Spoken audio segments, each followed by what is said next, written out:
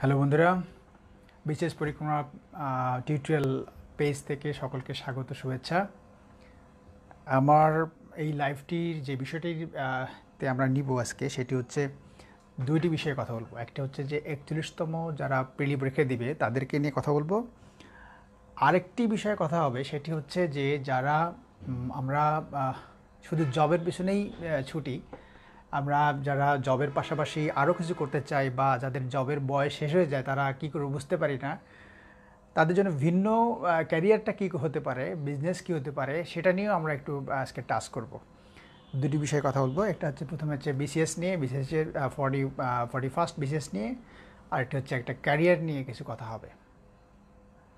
Thank you Shubha Ranjan Das, good to see you sir, thank you. Mina Akter আছে, Sheikh শামরুল, good. আচ্ছা, আমরা একটু যুক্ত হয়ে যাই সবাই মিলে, তারপরে আমরা একটা ছোট্ট করে আড্ডা দিব। আড্ডার বিষয় আজকে হচ্ছে 41তম প্রিলিমিনারি যে পরীক্ষা সামনে, সেইটা নিয়ে একটা আড্ডা হবে।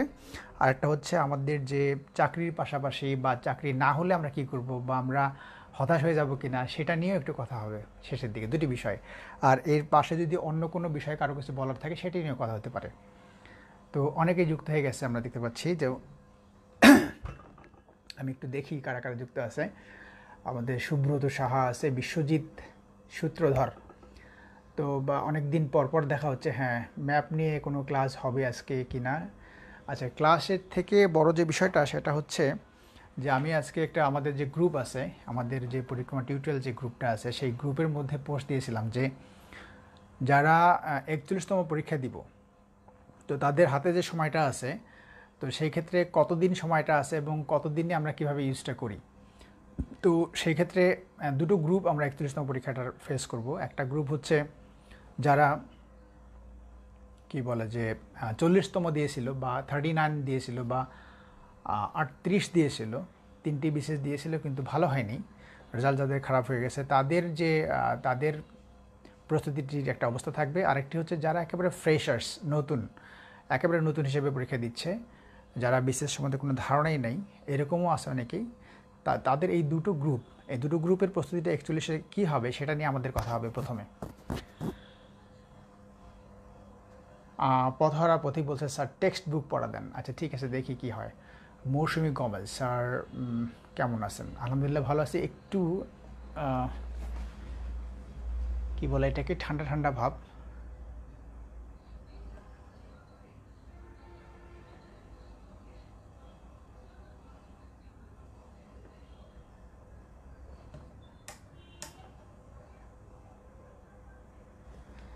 ওকে, আচ্ছা আমরা অনেকেই যুক্ত হয়ে গেছি, আমরা সবাই শেয়ার করে দিই, আমিও দেখি শেয়ার করে দিয়ে আমরা বাকি যারা আছে সবাই একসাথে হয়ে আমরা একটু আলোচনা করি। 40 নিয়ে কিছু বলেন। 40তম নিয়ে বলছে যে আমাদের কে বলছে, অনুপ বলছে 40 নিয়ে কিছু বলতে। রিয়াজুল হক কি বলছে, অনেক অনেক থ্যাঙ্কস রিয়াজুল। স্পৃহা আছে, ওয়ালাইকুম সালাম। আচ্ছা,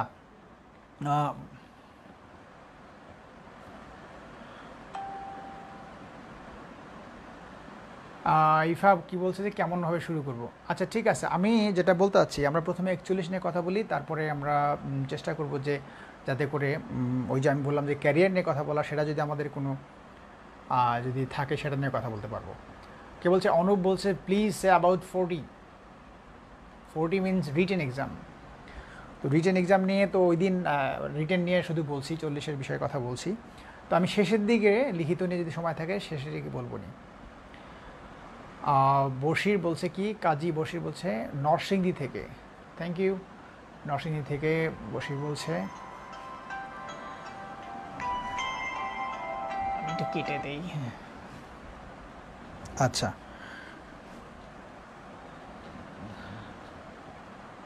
আমাদের ফারজানা কল দিয়েছিল, ওকে যেটা হচ্ছে যে আমরা এই শুক্রবারের দিন আমি ওকে বলবো যে শুক্রবারের দিন যেন 37 যারা 38 যারা ভাইবা দিবে ওদেরকে নিয়ে এই শুক্রবার একটা লাইভ করার চিন্তা করেছি যে এই শুক্রবারের দিন যারা 38 ভাইবা দিবে ওদের ভাইভায় কীভাবে প্রস্তুতি নিতে হয় সেটা নিয়ে একটা লাইভ নেওয়ার চেষ্টা করব সন্ধ্যার পরে। আমি এটা জানিয়ে দিব পরবর্তী সময় যে ভাইবার যে লাইভটা সেটা কীভাবে নেবে, এটা খুবই কার্যকর হবে, কাজে লাগবে সবারই।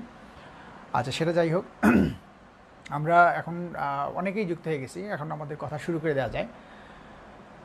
আলোচনায় আমরা যেটা করব যে আমরা যারা এখানে যুক্ত আছি তারা এখান থেকে আমরা রিপ্লাই দিলে, যখন তোমরা রিপ্লাই দিবা সেই রিপ্লাই থেকে আমি বুঝবো যে তোমাদের কি বলতে হচ্ছে না বলতে হচ্ছে। আমাদের একটা ডিসকাশন চলবে এখন। ডিসকাশনটা হচ্ছে যে আমরা যারা 41তম যারা পরীক্ষা দিব তাদেরকে আমার তরফ থেকে আমি কিভাবে হেল্প করতে পারি সেটা হচ্ছে মূল বিষয়।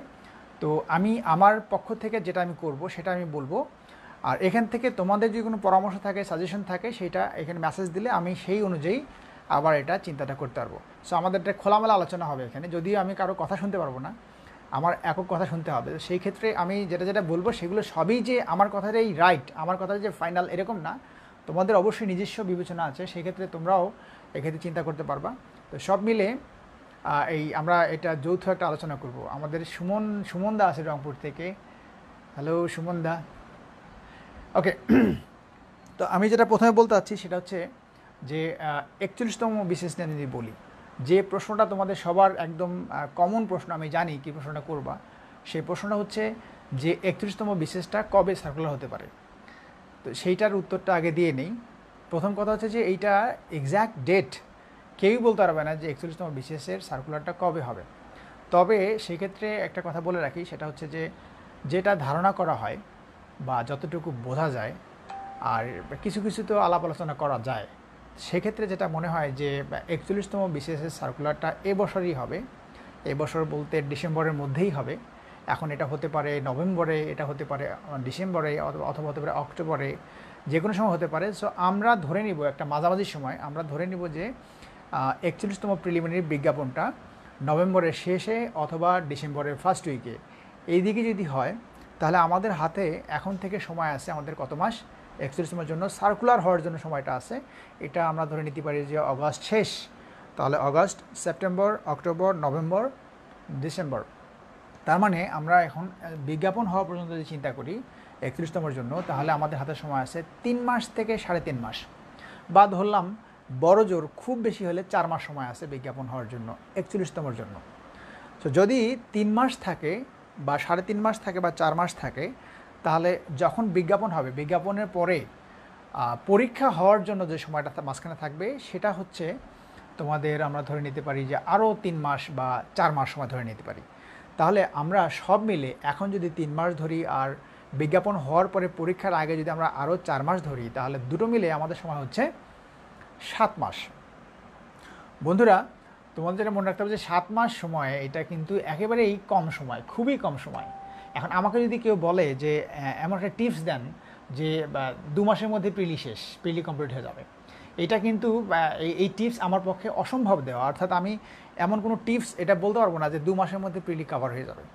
সো এটা হচ্ছে যে ভাগ্যের উপর ডিপেন্ড করবে 2 মাসের মধ্যে চিন্তা করতে চাইলে। যারা 2 মাসে প্রিলি কভার করতে চায়, এরা যদি প্রিলি কখনো পাসও করে, আমার মনে হয় এরা ক্যাডার হতে পারে না। মানে ক্যাডার হওয়ার জন্য যেটা লাগে যে প্রিপারেশনটা একটা বড় ধরনের, মানে আগের থেকেই প্রিলি রিটার্ন মিলিয়ে একটা প্রিপারেশন থাকতে হয়। কারণ লিখিত পরীক্ষার যে সময়টুকু থাকে, এই সময়টুকুর মধ্যে সবটুকু কভার করাটা মুশকিল হয়ে যায়। তো যাই হোক, আমি যেটা বলতে চাচ্ছিলাম সেটা হচ্ছে মূল কথায় আমরা আসি যে 7 মাস সময় যদি হাতে থাকে, আমরা এটাকে প্লাস মাইনাস 7 মাস থেকে 8 মাস সময় ধরে নিতে পারি যে 41তম প্রিলি পরীক্ষার হলে যেদিন আমরা যাব বা পরীক্ষা যেদিন আমরা দিব, তার জন্য সময় আছে আমার হাতে 7 মাস বা 8 মাস সময় আছে। সো 7 মাস সময় মানে এই সময়টা কিন্তু মোটেও খুব বেশি সময় না, দেখতে দেখতে শেষ হয়ে যাবে। সো এই 7 মাস সময় আমরা কিভাবে এটা কাজে লাগাতে পারি 7 মাস সময়ের মধ্যে থেকে, সেটা নিয়ে আমি যে কাজটা করতে বলবো এখন, সেটা তোমাদের ইচ্ছা, তোমরা এটা মেনটেন করতেও পারো না পারো। বাট আমাদের যে গ্রুপে আছে, গ্রুপে ওরা অনেক সময় এটা কি করে যে এই জিনিসগুলো ফলো করে। তো আমি কিছু প্ল্যান করে ফেলছি।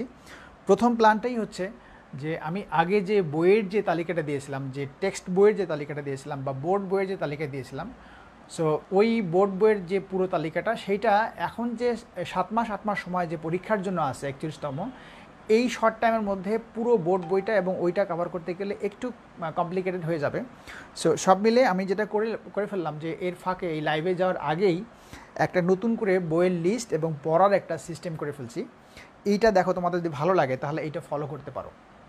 আমি প্রথমে তোমাদের জন্য যে বইয়ের তালিকাটা করেছি, বইয়ের তালিকাটা যদি একটু বলি, তোমরা এটা পরে এটা লিখে রাখবা। আমি চেষ্টা করব যে এটা পরে নোট করে দেওয়ার জন্য। অর্থাৎ তোমাদের জন্য এখন যে বইটা লাগবে, যে এই 41তম যদি ফেস করে চাও, এটা বোথ ফর যারা ওল্ড স্টুডেন্ট তারা বা যারা নিউ স্টুডেন্ট তাদের জন্য, মানে দুজনের জন্য এটা দরকার হবে। আর আমি যে পড়াটা দিব এটা দুজনের জন্য, অর্থাৎ যারা পুরাতন স্টুডেন্ট, যারা আগের বার খারাপ হয়ে গেছে বা তারও আগের বার খারাপ হয়ে গেছে বা প্রিপারেশনটা আছে বাট ততটা গোছালো না, এই টাইপের যারা আছে তারা, আর যারা একেবারেই নতুন তাদের জন্য, অর্থাৎ উভয়ের জন্য এইটা ফলো করতে পারো। আমি যেভাবে পড়াটা দিব ফলো করতে পারো। তো সেক্ষেত্রে যেটা হচ্ছে যে বইগুলো থাকবে আমি একদম খুব দ্রুততার সাথে বলবো। এটা পরবর্তী সময় আমাদের গ্রুপে এই বইয়ের নামগুলো আবার তুলে দেওয়া হবে। আমার মনে হয় যে এই শর্ট টাইমের মধ্যে থেকে, এই যে সময়টা থাকবে এই সময়টার মধ্যে থেকে এই বইগুলো পড়া যাবে। আচ্ছা, আমি এক এক করে বলি। যেটা হচ্ছে বাংলার জন্য এই বইগুলোর পরে যদি আরও পড়তে হয় সেটা পরে দেখা যাবে। আমি একটা একটা বলি, খুব দ্রুততার সাথে বলবো। এক নম্বর হচ্ছে বাংলা বিষয়ের জন্য আমরা 3টা বই এই মুহূর্তে মনে রাখবো। একটা হচ্ছে নবম দশম শ্রেণীর যে ব্যাকরণ বইটা আমরা নর্মালি বলি, সেই বইটা লাগবে, কারণ ওই বইটা থেকে পড়লে এটা কাজে লাগবে বেশি। সো নবম দশম শ্রেণীর ব্যাকরণ বইটা, ওটা যদি কারো থাকলো। 2 নম্বর হচ্ছে লাল নীল দীপাবলি এই বইটা। আর 3 নম্বর হচ্ছে একটা গাইড বই। এখন গাইড বই বলতে এমন না যে এটা নিলাম একটা প্রকাশনীর, ওটা নিলাম একটা এরকম যেন না হয়। একটা গাইড বই লাগবে। সেই গাইড বইটা আমাকে যদি বলা হয় যে কোনটা হবে, আমি একটা উদাহরণস্বরূপ একটা বলতে পারি, যেমন MP3 বা এই টাইপের একটা গাইড বই একটা কিনে নিলে হলো। আমাদের এসালম ভাইয়ের একটা বই আছে, সেটাও নেওয়া যেতে পারে। তো যেটাই হোক, যে বাংলার একটা বই লাগবে। এখান থেকে আমি সাজেস্ট করতে পারি যে একটা MP3 বা এই টাইপের একটা বই লাগবে। আর এরকম সহায়ক যদি আরও কোনো বই দরকার সেটা পরে কেনা যাবে, কিন্তু এমন না যে অনেকগুলো বই একসাথে কিনে কোনোটাই পড়া হচ্ছে না, এমন যেন না হয়। যাই হোক, বাংলার থেকে এখন 41 জন্য কথা বলছি আমি, এটা কিন্তু 42-এর জন্য কথা বলছি না। 42তমের জন্য কিন্তু পুরো টেক্সট বইটাই পড়তে হবে, বোর্ড বইটা যেটা আছে সেটা পড়তে হবে। বাট 41 যারা পরীক্ষা দেবে তাদের কথা বলছি আমি। আবার বলি, বাংলার জন্য ব্যাকরণ বইটা, নবম দশম শ্রেণীর ব্যাকরণ বইটা, এটা খুব ভালো করে পড়তে হবে। নাম্বার 2 হচ্ছে লাল নীল দীপাবলি। নাম্বার 3 হচ্ছে একটা গাইড বই, এটা MP3 বা এই টাইপের একটা গাইড বই লাগবে, একটা বইটা যেন অনেক বেশি উঁচু না হয়, আবার একেবারেই ছোটো ধরনের না হয়, মাঝারি ধরনের। আর গণিতের জন্য এখন যেটা লাগবে গণিতের জন্য, সেটা হচ্ছে সপ্তম, অষ্টম, নবম এই 3 শ্রেণীর যে বোর্ড গণিত বইটা আছে, এই 3টা গণিত বই এখন লাগবে, সপ্তম, অষ্টম, নবম। আর ওর সাথে নবম দশম শ্রেণীর যে উচ্চতর গণিত বইটা আছে, এটা আমাদের পরবর্তী সময় লাগবে। সো গেল গণিত বইটা। তারপরে 3 নাম্বার হচ্ছে বাংলাদেশ বিষয়গুলি। সাধারণ জ্ঞানে আমরা যে যাই, বাংলাদেশ বিষয়গুলির মধ্যে প্রথম যে কাজটি লাগবে সেটি হচ্ছে ম্যাপ। অর্থাৎ বাংলাদেশের যে মানচিত্র, যেটা আমি আগেই বলছিলাম, মানচিত্রটা খুবই দরকারি। মানচিত্রটা, এই যে আমি একটা মানচিত্র আমি দেখাচ্ছি, আমি মানচিত্র কীভাবে পড়তে হবে এটা আমি চেষ্টা করব আলোচনা করার জন্য। আমি একটা মানচিত্র এখানে আন্তর্জাতিক মানচিত্রটা রেখে দিয়েছি বোর্ডের মধ্যে। যদি আমি সময় পাই, ফ্রি সময় পাই, মানচিত্রটা কীভাবে পড়তে হবে এটা বলে দিব।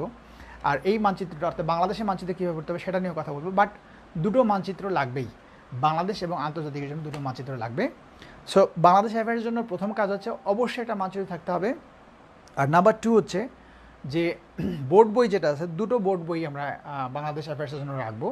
একটা হচ্ছে বাংলাদেশ ও বিশ্ব পরিচয় নবম দশম শ্রেণীর, আর একটা হচ্ছে বাংলাদেশ ও প্রাচীন বিশ্ব সভ্যতার ইতিহাস। এই দুটো বই আমাদের নবম দশম শ্রেণীর, খুবই চিকন বই, খুবই শর্ট বই, ওরিড হওয়ার দরকার নাই যে অনেক বড় বই কিনা হ্যান ত্যান, ওইরকম না, দুটো বই লাগবে। নাম্বার 3 হচ্ছে একটা গাইড বই লাগবে। গাইড বই কেন পড়তে বলছি এটা আমি পরে বলবো নি, আমি যেটা বলছি এটা শুনে যাও, তোমাদের কাজে লাগবে।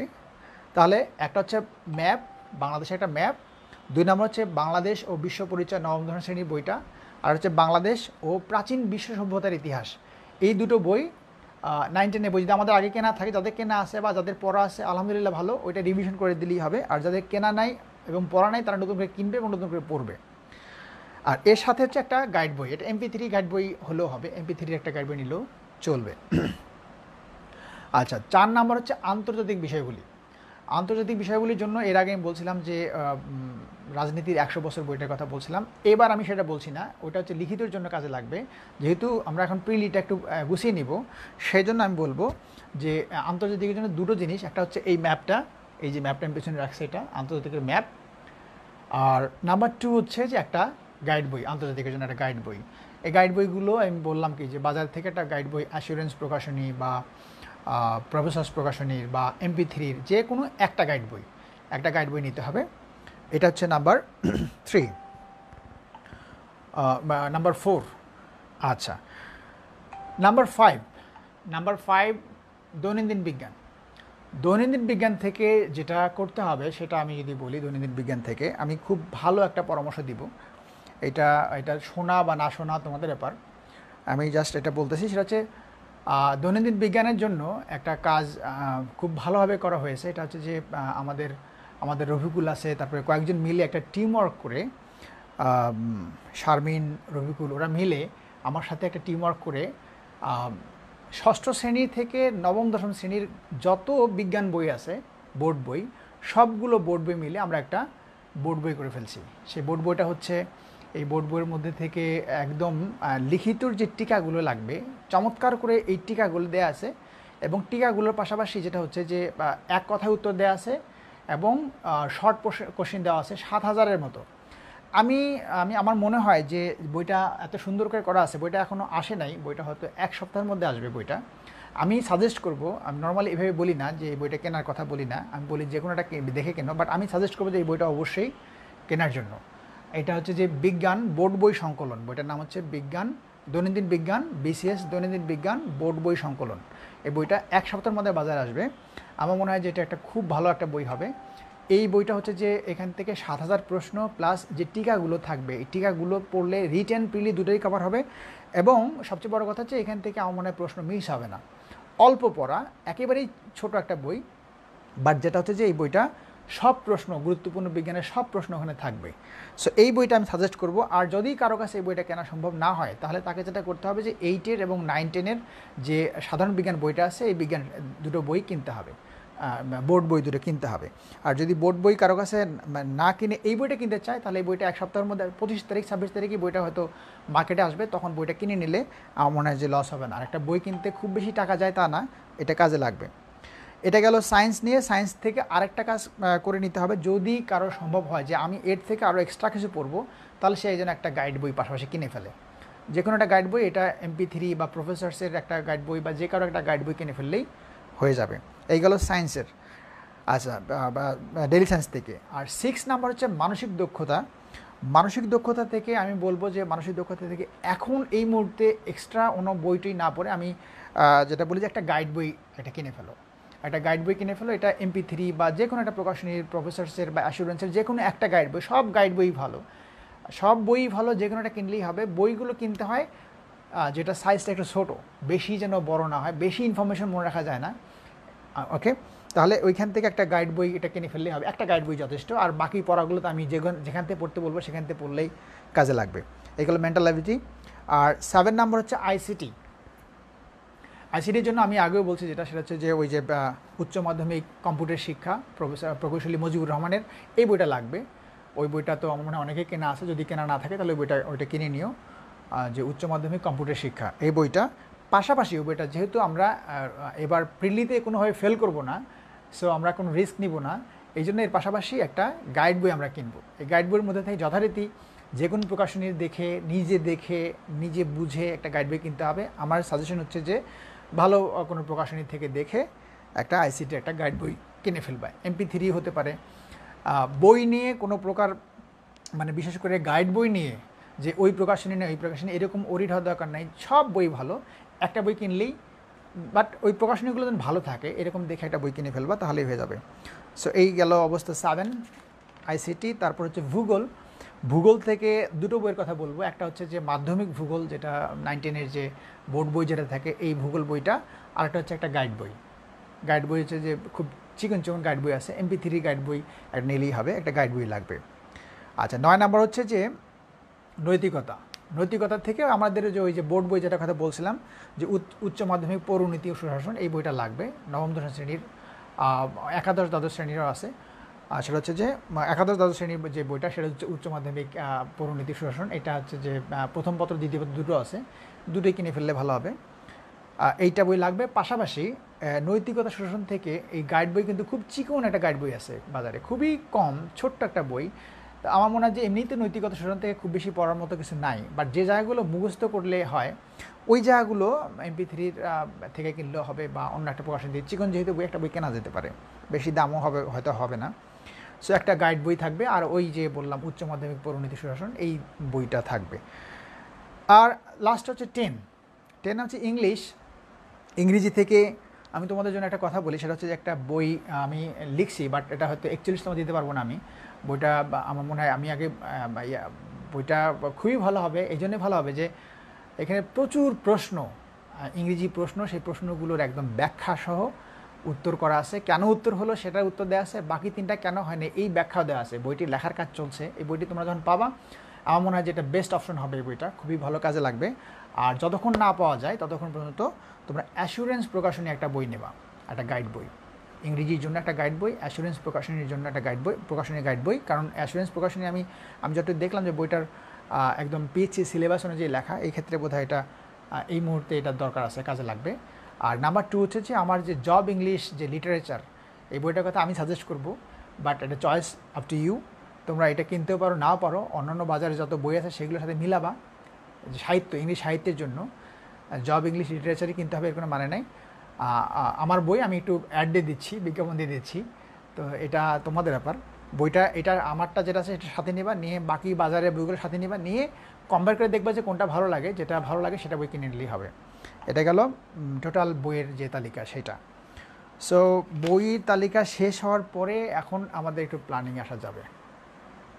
আর আমি একটু দেখি যে এখানে আমাদের কে কে আছে। ওকে, এই বইয়ের তালিকা থেকে কারো কোনো কমেন্ট আছে কিনা? জাস্ট 1 মিনিট পরে আমি আবার কথা শুরু করব, কোনো কমেন্ট থাকলে বলতে পারো।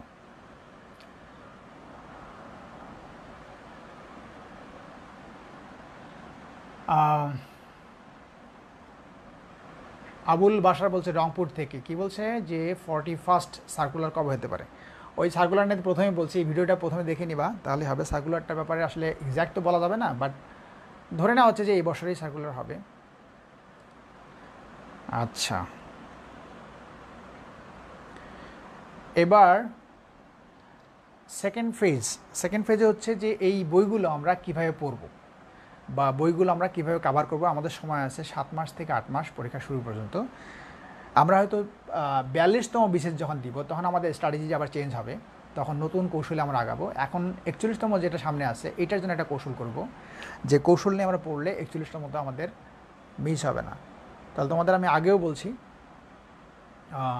যে সেটা হচ্ছে যে এই BCS-এর ক্ষেত্রে যেটা করতে হয় যে শুধু পড়লেই হয় তা না, পড়ার পাশাপাশি প্রচুর এক্সাম দিতে হয়, অনেক পরীক্ষা দিতে হয়, সে পরীক্ষাটাও জরুরি। আচ্ছা, আর এই বইগুলোর পাশাপাশি যেটা আরেকটা বইয়ের কথা তো আমি বলি নাই, ওটাও দরকারি বই। সেটা হচ্ছে যে আমার যে বইটা, যেটা হচ্ছে যে BCS সাজেশন নামে যে 22,500 প্রশ্নের যে বইটা, এটা মার্কেটে চলে আসছে। এই 22,500 যে বইটা, এটা অবশ্যই লাগবে। এটা এই জন্যই লাগবে যারা আগের বার BCS দিয়েছো তাদের জন্য লাগবে, এটা রিভিশনের জন্য এটা খুবই জরুরি। বইটা রিভিশনের জন্য পারফেক্ট একটা বই আমি বলবো। 22,500 প্রশ্ন, এটা হিউজ প্রশ্ন। এতগুলো প্রশ্ন যদি ডিসিপ্লিন হইতে পড়া যায়, মনে রাখা যায়, আমার মনে হয় যে 22,500 প্রশ্ন এটা অনেক কার্যকর একটা ভূমিকা রাখবে, খুবই কার্যকর হবে। সো আমার মনে হয় যে এই বইটা তোমাদের হাতে অনেকেই হয়তো পাবে না, কারণ খুবই কম প্রকাশ করা হয়েছে, খুবই কম, একদিনেই শেষ। তো এটা হচ্ছে যে আগামীকাল আরও কিছু আসবে, আসলে আমি চেষ্টা করব যে যাতে করে সবাই যেন পায় বইটা, চেষ্টা করব। আর সেক্ষেত্রে ওই বইটা হচ্ছে 22,500 প্রশ্ন কীভাবে পড়বা সেটারও একটা রুটিন করে আমি বলে দেবো, যদি তোমাদের এটা পড়ার ইচ্ছা থাকে বা পড়তে চাও। এখন 22,500 যে বইটা আছে সেই বইটার মধ্যে কিন্তু বিশ্ববিদ্যালয়ে ভর্তির যে পরীক্ষার প্রশ্নগুলো সেগুলো, তারপরে তোমার BCS-এর প্রশ্ন, তারপরে নন ক্যাডার পরীক্ষার প্রশ্ন, তারপরে জুডিশিয়ারির প্রশ্ন, প্রাইমারি পরীক্ষার প্রশ্ন, নিবন্ধনের প্রশ্ন এবং বোর্ড বই থেকে বাছাই করা প্রশ্ন, এই সবগুলো প্রশ্ন মিলে এই 22,500 প্রশ্ন। আমার মনে হয় বই এই প্রশ্নগুলো খুবই কার্যকর ভূমিকা পালন করবে। আচ্ছা, এইবার আমি যেটা করতে চাচ্ছি সেটা হচ্ছে যে সেকেন্ড ফেজে আমরা চলে আসি যে আমরা এখন এই বইগুলো কীভাবে পড়ব। তো এক্ষেত্রে আমি তোমাদেরকে যেটা বলবো সেটা হচ্ছে যে যদি এখানে আমরা যারা লাইভে আসি বা লাইভ থেকে যারা পরবর্তী সময় ভিডিওটা দেখব, আমি ভিডিওটা রেখে দিব, তোমরা যদি পরে দেখো তাহলে থাকবে, 1 দিন 2 দিন হয়তো ভিডিওটা থাকবে। সেক্ষেত্রে যেটা হয় যে প্রতি সপ্তাহে এই যে 22টার মতো বই বললাম, এই বইগুলোর মধ্যে থেকে খুব অল্প বইয়ের কথা বলছি যেগুলো ভারী বই, বাকি সবগুলো কিন্তু ছোটো ছোটো বই যেগুলো খুব বেশি কঠিন হবে না পড়াটা। তো তোমাদের কাজ হচ্ছে যে এইখান থেকে আমি প্রতি সপ্তাহে বৃহস্পতি শুক্র শনি এই 3 দিনে যে কোনো একদিন আমি লাইভে আসবো। প্রতি সপ্তাহে 3 দিনের মধ্যে আমার সুবিধা অনুযায়ী হতে হবে, কারণ দেখা গেলো আমি যদি বৃহস্পতি বেশি বিজি থাকি হয়তো শুক্রবারে আসবো, শুক্রবারে বিজি থাকলে শনিবারে আসবো, 3 দিনের মধ্যে একদিন আমি লাইভ করবই।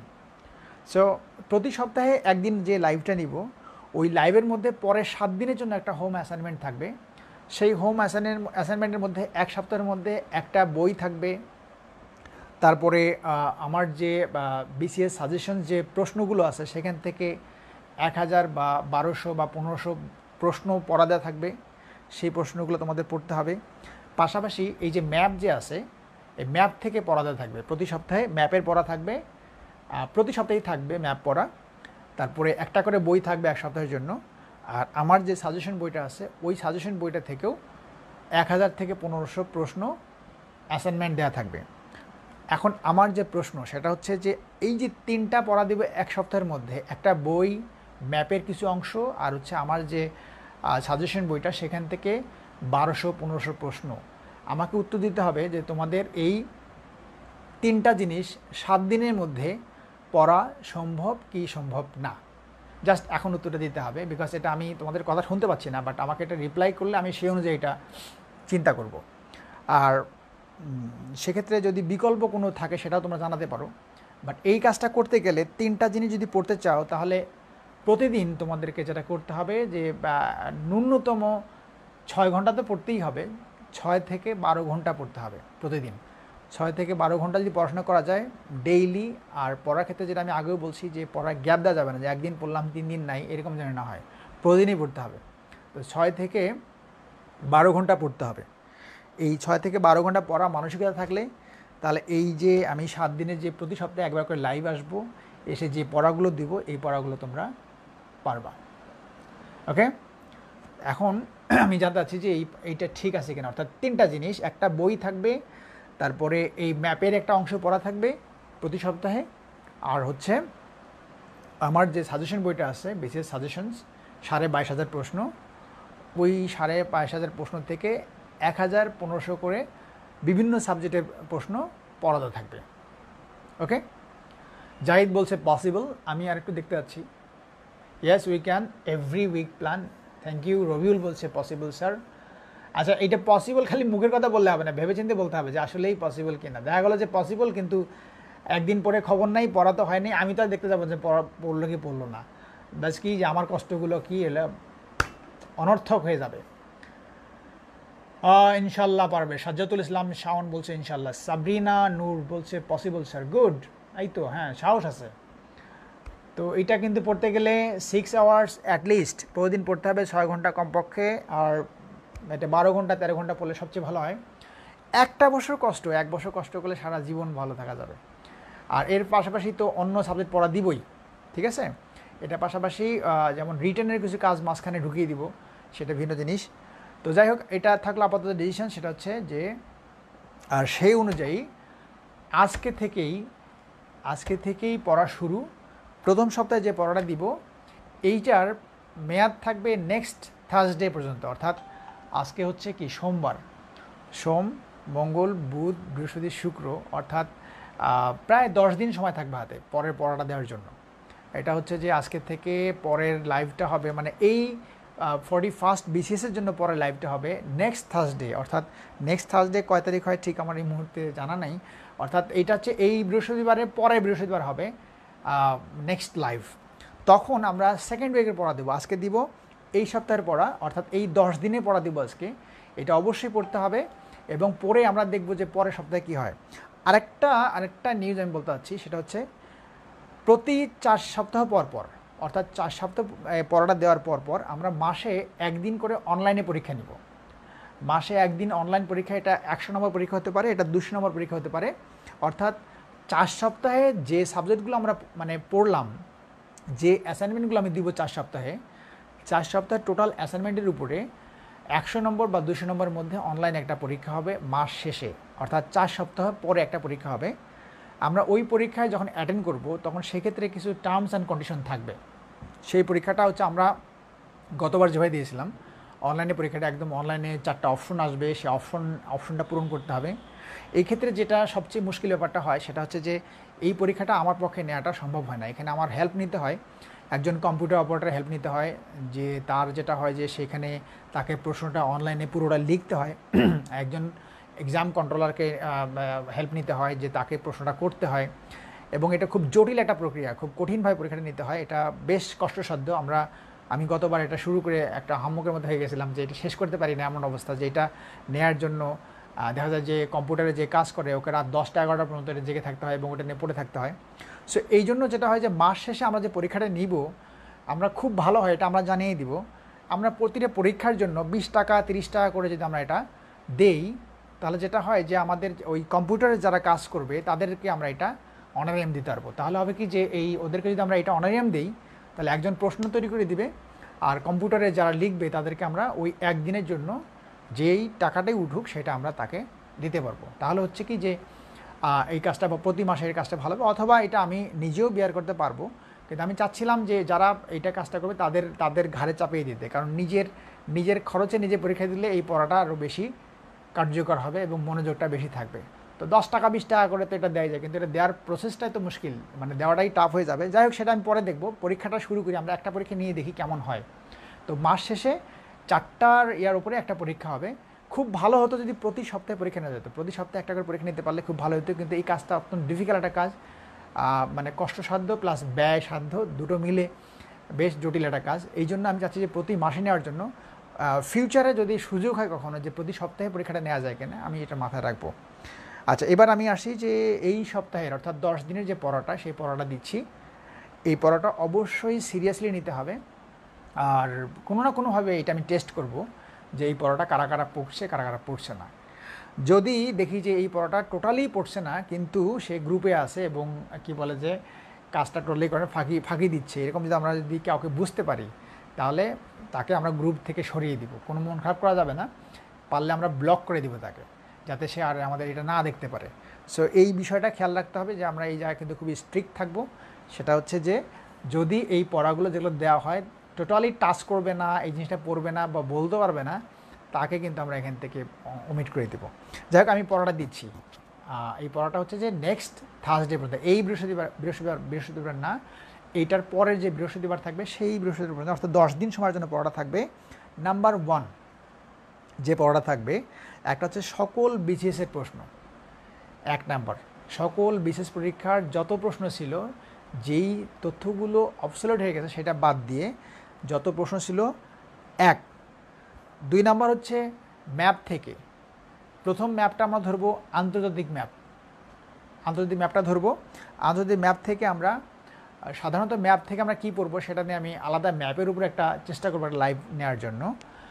নর্মালি আমরা ম্যাপ থেকে, যেমন যদি আমরা আন্তর্জাতিক ম্যাপটা হয়, তাহলে আমরা এটা আন্তর্জাতিকের যেটা হয় যে মহাদেশ, দেশ, তারপরে রাজধানী, তারপরে হচ্ছে সমুদ্র, নদী, তারপরে খাল বিল, প্রণালী, চুক্তি, যুদ্ধ, তারপরে গুরুত্বপূর্ণ স্থান, এই জায়গাগুলো ম্যাপ থেকে কিন্তু আমরা অবশ্যই জানতে পারি। বা বিভিন্ন লাইনগুলো আছে, সেই লাইনগুলো, এগুলো ম্যাপ থেকে কিন্তু আমরা জানবো। এগুলো অবশ্যই ম্যাপ থেকে পড়তে হবে, আর ম্যাপটা খুব ভালো করে মনে রাখতে হবে। একদম মহাদেশ ভিত্তিক আমরা ম্যাপটা মনে রাখবো। সেটা আমি এই অ্যাসাইনমেন্টে পড়া দিব, যেভাবে সেটা বলে দিব। যেমন তাহলে আজকে পড়া থাকতেছে সকল বিশেষ পরীক্ষার প্রশ্ন, এটা আমার মনে হয় সবারই পড়া আছে, তারপরেও তোমরা আরেকবার পড়ে ফেলবা। 1, 2 নম্বর হচ্ছে ম্যাপ থেকে পড়া। ম্যাপ থেকে আমরা যেটা পড়বো সেটা হচ্ছে মহাদেশ ভিত্তিক, অর্থাৎ মহাদেশ এবং দেশ। আন্তর্জাতিক ম্যাপটা যদি আমরা দেখি যে টোটাল মহাদেশগুলো যেটা আছে, আমরা যদি দেখি যে এইটা দেখা যাচ্ছে যে ম্যাপটা উল্টা দেখা যাচ্ছে, এটা বুঝতে হবে উল্টা। এইটা আমার কাছে হচ্ছে যে এটা আমেরিকা মহাদেশ, এটা তোমাদের কাছে এটা উল্টা দেখা যাবে, তোমরা এটা ঠিক করে নিবা। এটা আমেরিকা মহাদেশ, আর এইটা হচ্ছে ইউরোপ মহাদেশ, মাঝখানে এই যে ইউরোপ। তারপরে যে এটা আফ্রিকা মহাদেশ, এই যে আফ্রিকা।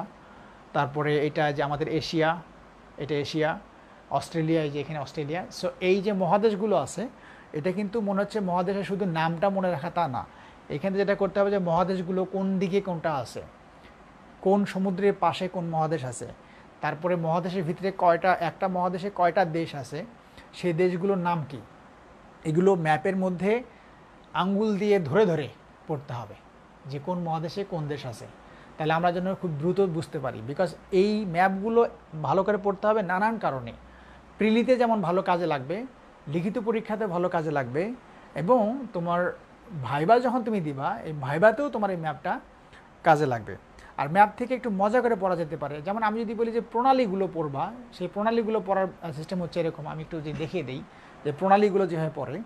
তো প্রণালীগুলোর ক্ষেত্রে মনে রাখবা যে এই যে একটা সাইড থেকে ধরবা যে প্রণালীগুলো কীভাবে পড়া যায়। যেমন আমি যদি বলি যে এই যে এখান থেকে আমি যে প্রণালী ধরি, এটা হচ্ছে ম্যাপটা, তো আমরা এখানে আমি একটা পেজের মধ্যে রেখেছি, যে কারণে ম্যাপটা সমান দেখা যাচ্ছে। অর্থাৎ আমরা তো জানি যে পৃথিবী গোল, তাহলে এইটা যদি আমরা র্যাপিং করি তাহলে এটা কী হবে যে এটা গোলটা এসে ওই পাশটা এই পাশটার সাথে মিলে যাবে। তাহলে যেটা হবে যে এখান থেকে আমরা দেখব যে এই যে আমেরিকা আছে, আমেরিকার পাশেই কিন্তু রাশিয়া, আমেরিকার পাশে রাশিয়া। তো আমেরিকা আমরা দেখছি যে অনেক দূরে, আর রাশিয়াটা আমাদের কাছে মনে হয় যে বোধহয় কাছেই আছে, কিন্তু রাশিয়াটা হচ্ছে যে এই রাশিয়ার যে শেষ প্রান্ত, এই যে শেষ প্রান্ত এবং আমেরিকার যে শেষ প্রান্ত, এই দুটো প্রান্তর মাঝখানে একটা প্রণালী আছে। তা আমরা যখন পড়বো প্রণালী, তখন খুব মজা করে পড়বো, এভাবে পড়বো যে একটা জায়গা থেকে আমরা যাত্রা করব, যে আমি যদি এখান থেকে যদি আমি যাত্রা শুরু করে দেই, তাহলে আমি কিভাবে যাব। যেমন আমি যদি আমেরিকার এখান থেকে শুরু করি যাত্রাটা, তাহলে এটা হচ্ছে আমেরিকার, এই যে পড়ার সময় সাগরটাও সহ পড়ে ফেলবো আমরা যখন পড়া দিব তখন। যেমন আমেরিকার পাশে হচ্ছে কি, এটা আলাস্কা। আলাস্কা এখন পড়ার সময় অনেক কিছু আসলে পড়া যায়, যে আলাস্কা, এই আলাস্কা কার কাছ থেকে কিনে নিয়েছে। আলাস্কা কিন্তু এটা রাশিয়ার কাছ থেকে আমেরিকা কিনে নিয়েছে, এতে রাশিয়ার পাশে একদম কিনে নিয়েছে। কত সালে? 1867 সালে। 1867 সালে রাশিয়ার কাছ থেকে আলাস্কা কিনে নিয়েছে আমেরিকা। সো আলাস্কা, আমেরিকার আলাস্কার পাশেই যে একটা প্রণালী আছে, এই প্রণালীটার নাম হচ্ছে বেরিং প্রণালী। তাহলে আমি জাস্ট একটু বলে দিচ্ছি যে বেরিং প্রণালী পড়ার সময় মনে রাখতে হবে যে এটা পৃথক করেছে আমেরিকাকে রাশিয়ার থেকে পৃথক করেছে, আবার দুটো সাগরকে যুক্ত করেছে। এই যে এই পাশে হচ্ছে এটা যে চুক্সি সাগর, এটা হচ্ছে উপরে হচ্ছে চুক্সি সাগর, আর নিচে হচ্ছে বেরিং সাগর। এটা তোমরা যখন বাসায় ম্যাপটা পড়বা তোমরা ভালো করে দেখে নিও, আমি জাস্ট একটা হিন্টস দিচ্ছি, হিন্টসটা বুঝে নিবা। এখান থেকে এই বেরিং প্রণালী থেকে বের হয়ে এভাবে এসে এসে দেখবা যে এখান দিয়ে আমরা ঢুকবো কি পানামা খাল দিয়ে। এখানে পানামা খাল আছে, পানামা খাল দিয়ে ঢুকে পানামা খাল যুক্ত করছে দুটো সাগর। এটা হচ্ছে কি ক্যারিবিয়ান সাগর, আর এপাশে হচ্ছে প্রশান্ত সাগর। প্রশান্ত সাগর বা আটলান্টিক মহাসাগর। আমরা যখন সাগর মহাসাগর দেখবো তখন এগুলো দেখতে পারবো। এই পানামা খাল দিয়ে ঢুকে আমরা এই পাশ দিয়ে ফ্লোরিডা প্রণালী আছে এখানে, আমেরিকার ফ্লোরিডা, আর তারপরে এদিকে আছে কিউবা এবং আমেরিকার দুটো মাঝখানে যে প্রণালীটা, কিউবা আর ফ্লোরিডা, আমেরিকার ফ্লোরিডা দুটোর মাঝখানে যে প্রণালী, সেটাকে বলা হয় ফ্লোরিডা প্রণালী। এইভাবে আমরা ঘুরতে ঘুরতে এই যে হাডসন প্রণালী আছে, ডেভিস প্রণালী আছে, ডেনমার্ক প্রণালী আছে, তারপরে এই দিক থেকে ঘুরে ঘুরে আমরা এখানে আসবো ইংলিশ চ্যানেল দিয়ে চলে আসবো। ইংলিশ চ্যানেল আছে, এখানে ডোবার প্রণালী আছে। তারপর এখান থেকে এসে আরেকটা খুব গুরুত্বপূর্ণ প্রণালী হচ্ছে জিব্রাল্টার প্রণালী। জিব্রাল্টার প্রণালী হচ্ছে তোমার এই যে আফ্রিকার মরক্কো আর এই যে ইউরোপের স্পেন এবং আফ্রিকার মরক্কো, এই দুটোর মাঝখান দিয়ে যে প্রণালীটা গেল, সেই প্রণালীটার নাম হচ্ছে জিব্রাল্টার প্রণালী। সো আমরা এখান থেকে জিব্রাল্টার প্রণালী কাকে যুক্ত করেছে? আটলান্টিক মহাসাগর এবং ভূমধ্য সাগরকে যুক্ত করেছে। সো এইভাবে আমরা যদি ম্যাপ দেখে পড়ি তাহলে কিন্তু পড়াটা বেশি বেশি মনে থাকবে। তাহলে এখান থেকে ভূমধ্য সাগর থেকে এই যে লোহিত সাগর হয়ে, তারপরে যে সুয়েজ খাল হয়ে বাবেল মান্দব, যে আমরা এই পাশ দিয়ে শ্রীলঙ্কা আর ভারতের মাঝখানে পক প্রণালী আছে, পক প্রণালী দিয়ে এই যে আমরা একটা জার্নি করব, এই জার্নির মতো করে যদি আমরা পড়ি তাহলে কিন্তু এই পড়াগুলো আমাদের ভালো বেশি মনে থাকবে। সো বন্ধুরা, আমি যখন পড়া দেবো তখন ওইভাবে পড়তে হবে। আর আপাতত যে এই যে মহাদেশগুলো পড়া দিলাম, তখন মহাদেশের মধ্যে যেমন আমি যদি বলি যে ইউরোপ মহাদেশের মধ্যে কয়টি দেশ আছে, কী কী দেশ আছে, এই যে পোল্যান্ড, জার্মানি, ফ্রান্স, তারপরে হচ্ছে ডেনমার্ক, এগুলো হচ্ছে ইউরোপ মহাদেশের মধ্যে দেশগুলো আছে। তো যখন আমরা এই দেশগুলো পড়বো তখন দেশগুলো পড়ার সাথে সাথে দেশগুলোর রাজধানীর নামটা পড়ে ফেলবো, তারপরে দেশগুলো নিয়ে কোনো ইনফরমেশন আছে কিনা সেটা পড়ে ফেলবো। তাহলে এই যে জিনিসগুলো আমরা যদি এইভাবে দেশগুলো পড়ে ফেলি, তাহলে হবে কি যে এই পড়াটা আমরা যখন বই পুস্তকে পড়বো তার আগেই কিন্তু পড়াগুলো ভালো করে আমাদের কাজটা হয়ে যাবে।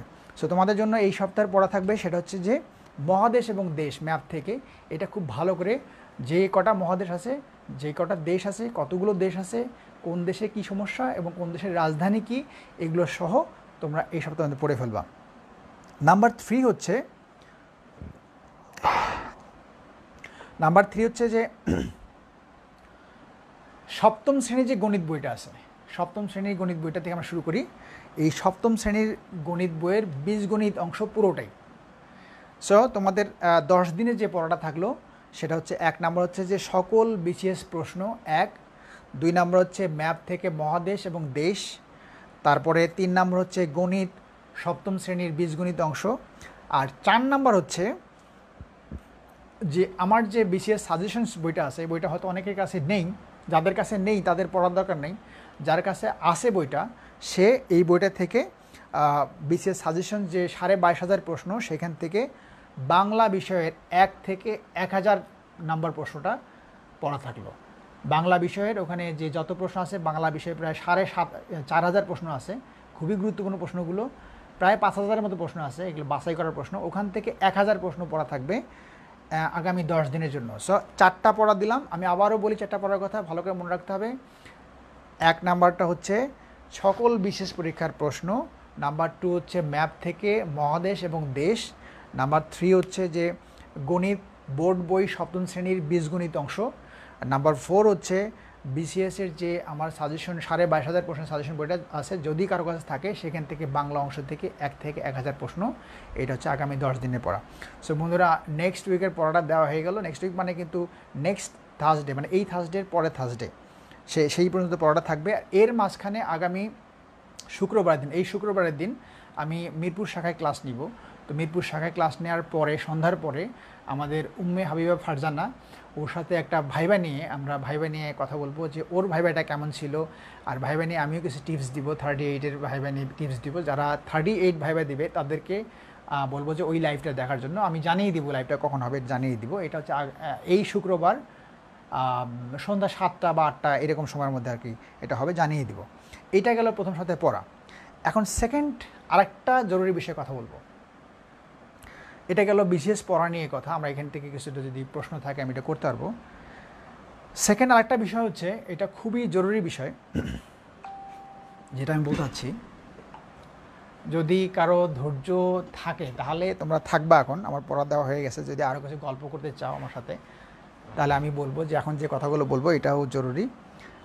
সেটা হচ্ছে যে আমরা যারা বিশেষ পরীক্ষা অ্যাটেন্ড করি বা চাকরির জন্য পড়াশোনা করি বা আমরা পড়ালেখা শেষ করে যখন চাকরির জন্য চেষ্টা করি, সবার তো চাকরিটা হয় না।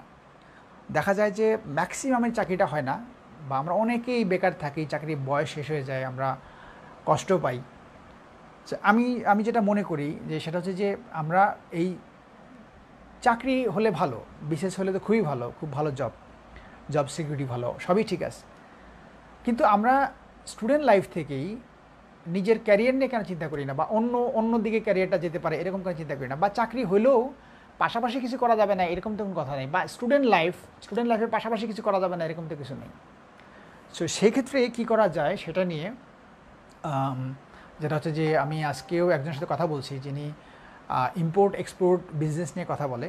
আমি ওনাকে রিকোয়েস্ট করেছি যে উনি যেন আমার সাথে একটা লাইভ করে, যে লাইভটার মধ্যে থেকে কিভাবে একজন স্টুডেন্ট লাইফেই বিজনেস করতে পারবে, বিজনেস শিখবে। তো সেটা নিয়ে কথা বলার জন্য সে এগ্রি করেছে। আমার নিজেরও কিছুটা জানা ব্যাপারটা আছে।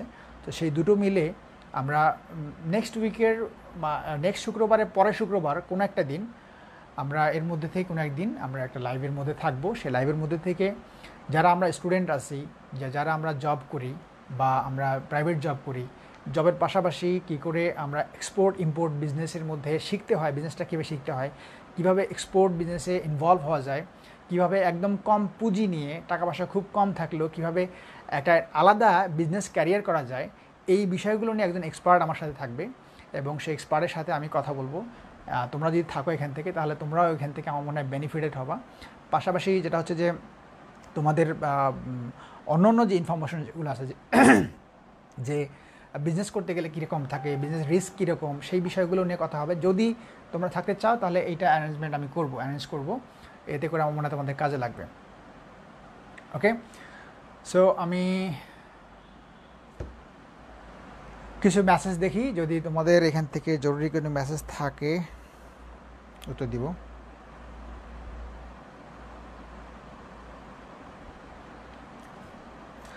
আজকের পড়া নিয়ে বলো, আজকের পড়াটা কেমন হলো বা এইটা ঠিক আছে কিনা। আর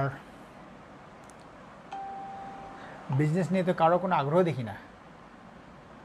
বিজনেস নিয়ে শুধু সবাই ক্যাডারই হতে চায়, কেউ বিজনেসম্যান হতে চায় না, সবাই ক্যাডার হতে চায়। হ্যাঁ, সবাই ক্যাডার। বিজনেস শিখতে হয়। বিজনেস শিখলে যেটা হয় যে আমি যেটা পার্সোনালি যেটা মনে করি, আমরা আমরা আমরা বাংলাদেশে বা আমরা এই সাবকন্টিনেন্ট যারা থাকি, তাদের যে ব্যাপারটা ঘটে, যে আমি যে এই কথাটা বলি সেটা হচ্ছে যে একজন ইনকাম করে আর আমাদের কি হয় যে বাড়িতে বাকি 10জন বসে বসে সেই ইনকামটা ভোগ করি আমরা। সো এটা তো হওয়া উচিত না। যেটা হচ্ছে যে ইনকাম আমাদের প্রত্যেকেরই মাথা রাখা উচিত যে আমরা প্রত্যেকেই ইনকাম করতে পারি। কেন বাবা মাকে এক্সট্রা প্রেশার দিতে হবে? কেন বাবা মার টাকাটা ছাড়া বাবা মা অনেক কষ্ট করে টাকা ইনকাম করে, সেই টাকাগুলো যখন সে একটা কিছু করে তখন বাচ্চা কাচ্চাকে সেই জিনিসটা, তার সারা জীবন যে কষ্ট করে যে টাকাটা আর্ন করে বাচ্চা কাচ্চাকে পড়াশোনা করা, ইভেন বাচ্চাটা যখন অনার্স কমপ্লিট করে ফেলে মাস্টার্সে পড়ে তখনও তাকে টাকা দিতে হয়। সো আমি বলবো যে এটা কেন? যখন একটা ছেলে বা মেয়ে এসএসসি পাস করে তখনই তো সে তখন থেকে তার স্বাবলম্বী হওয়া উচিত, তখন থেকে তার পড়াশোনার ফাঁকে ফাঁকে এক্সট্রা কিছু করা উচিত। আমরা যেটা করি যে আমরা সবাই মাস্টার্স পাস হতে চাই, আমরা সবাই বিশ্ববিদ্যালয়ের নাম করা সেই স্টুডেন্ট হতে চাই, আমরা কেউই নিজের ক্যারিয়ার চিন্তা করি না। আর সবচেয়ে ভয়ঙ্কর ব্যাপার হচ্ছে যে আমরা যেটা পড়ালেখা করি, ঢাকা ভার্সিটি পড়ি, আমরা জাহাঙ্গীরনগরে পড়ি বা রাজশাহী বিশ্ববিদ্যালয়ে পড়ি, এই যারা পড়ে আমি যখন ওদেরকে জিজ্ঞেস করি যে ফিউচারে কী হতে চায়, সে কি কোনো কী হবে, পুলিশ হবে না ম্যাজিস্ট্রেট হবে, কী হবে সে বলতে পারে না যে কী হবে। তার মানে ফিউচারের কোনো প্ল্যানই নেই, জাস্ট পড়াশোনা করে যাচ্ছে, ফিউচারে কী হবে সে নিজেও জানে না। সো এইটা কেন হবে?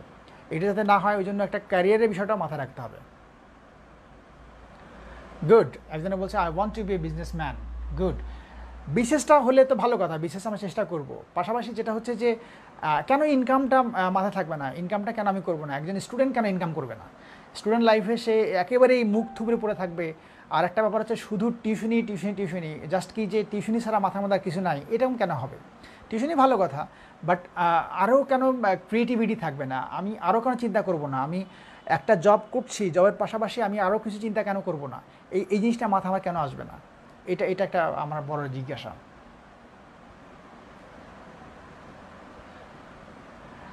স্যার, বিজনেসম্যানের সোশ্যাল স্ট্যাটাস আর বিশেষ ক্যাডার সোশ্যাল স্ট্যাটাস কি সেম? কে যিনি বললো কথাটা, তো আমি এক্ষেত্রে ওকে বলবো, সেটা হচ্ছে যে সোশ্যাল স্ট্যাটাস অবশ্যই বিজনেসম্যানের থেকে বলা চলে যে বিশেষ ক্যাডারের বেশি।